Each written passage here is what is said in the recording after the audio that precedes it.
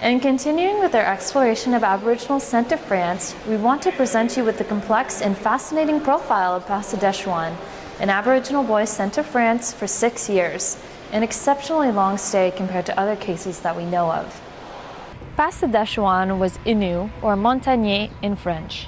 He went to France with the Recollects in 1620 at the age of 12 or 13, where he spent 6 years under their care before returning back to Canada. The Recollects sought funds from pious French donors by sending children such as Pastedechouan overseas. They hoped that his presence would attract attention and inspire further generosity for their seminary. The Innu sent him solely as an economic agent, expecting him to bring a wealth of relevant military and economic insights.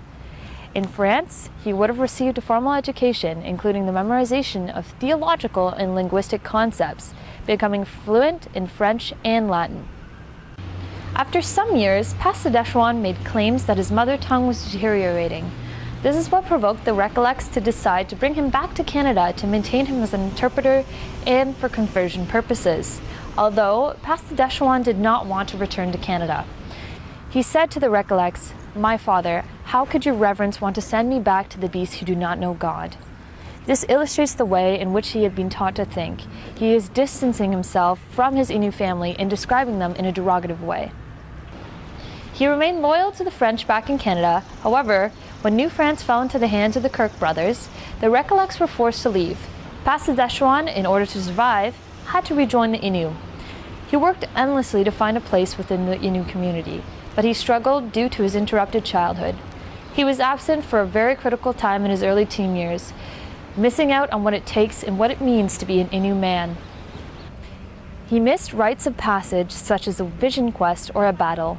He was stranded in the space between childhood and adulthood. As a result of being an unsuccessful hunter and failing to reintegrate, he decided to join the Jesuit missionaries, becoming the language tutor of Paul Le Jeune.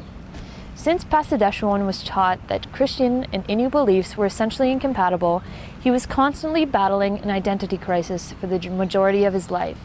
Even after he returned to a Catholic setting, he could not find solace. Near the end of his life, he developed alcoholic tendencies, and it is understood that he is found starved to death in the woods by his own people. Pastedechouan's life reflects the influence of culture in understanding one's identity. Learning a language and adapting to a culture can be transformative in positive and negative ways. Pastedechouan never established a full identity. He was never truly considered a member of either culture and subsequently suffered from this cultural ambiguity.